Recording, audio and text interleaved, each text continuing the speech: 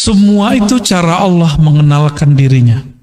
Semua itu cara Allah berbicara kepada makhluk. Jadi apapun takdir kita, apapun kejadian kita, itu cara Allah berbicara kepada kita.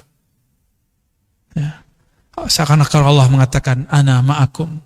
Kan di Quran, wa huwa ma'akum aynama kuntum.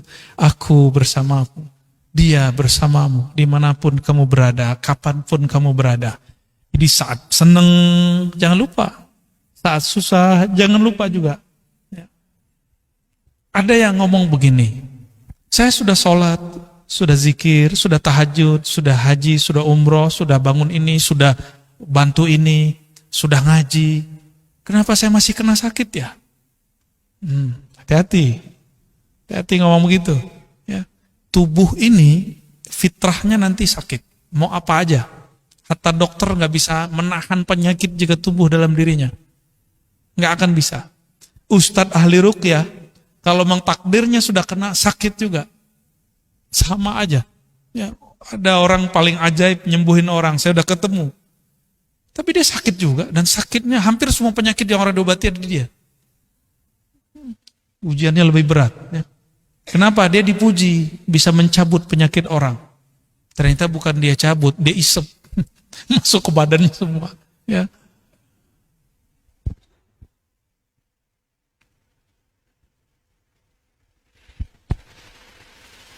Maka adalah sebuah riwayat yang menyebutkan ayuhan nas. Ini dinisbatkan kepada Nabi SAW dalam satu khutbah.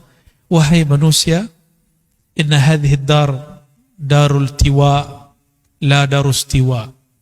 Wahai manusia, ini bumi, ini dunia adalah negeri yang penuh kerusakan, bukan negeri tempat istiwa, tempat kamu tinggal.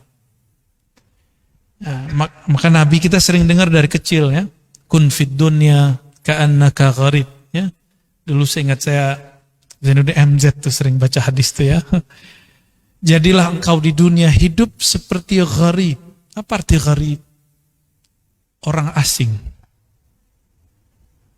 Orang asing yang gak mungkin dia berpikir akan tinggal lama.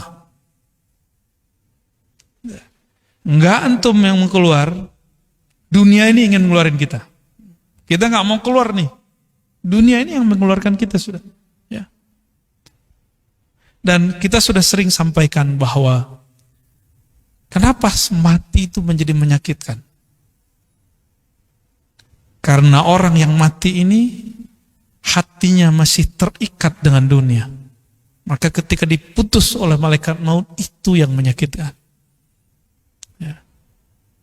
Nah, mulailah melepas-lepas itu sedikit demi sedikit. Ya. Bukan melepas hidup dunianya, bukan melepas kalau kita diberi kemewahan oleh Allah, nikmat, bukan itu. Tapi bergantungnya kalbu kepada yang bagian-bagian itu. Silakan hidup nikmat, hidup nyaman. Silakan pakai kendaraan, silakan semua. Tapi kolbunya jangan di situ. Kolbunya kepada pemberi nikmat. Kan sama aja. Orang mendapat nikmat syukur dengan sabar karena dapat musibah kan sama aja. Hidup seret sabar. Hidup nikmat syukur. Itu sama Pak. At-ta'imus syakir kas-sa'imus sabir.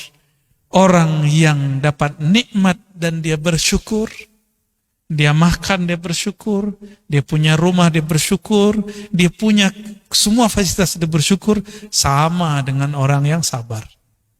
Yang dia sabar saat dapat musibah. Sama aja. Kan sama-sama aja sebenarnya.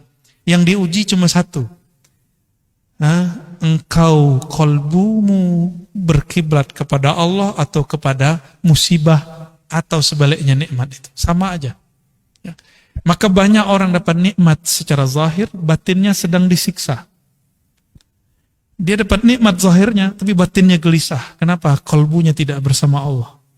Hidupnya sempit, perasaannya sempit aja. Ya. Ada orang hidupnya terlihat susah, tapi kolbunya selalu bersama Allah. Yang kamil sempurna, apapun keadaannya, dia bersama Allah. Nggak mandang-mandang saat, ya. Nggak mandang-mandang saya pengennya yang enak-enak aja deh gitu. Kalau udah ngaji hikam jangan gitu lagi ya. Kenapa? Antum suka nggak suka, takdir itu pasti baik buruk, dua-duanya muter. Disuka, dibenci, dapat kebaikan, dapat keburukan, dapat kerja, nggak dapat kerja, dapat nikmat, nggak dapat nikmat. Dua-dua aja muter aja terus. Suka nggak suka pasti terjadi. Maka karena suka tidak suka dia datang, harus siapkan ilmunya. Nah, kalau orang ada menyebut soft skill, ini apa sebutannya ini? Ya, soft skill itu kemampuan skill-skill yang halus dalam diri. Ini lebih dari itu, Pak. Lebih halus dari itu. Kalau orang-orang menyebut ada supranatural, apalagi? Nah, kalau ilmu ini supernatural, ya, barangkali kalau diistilahin ya.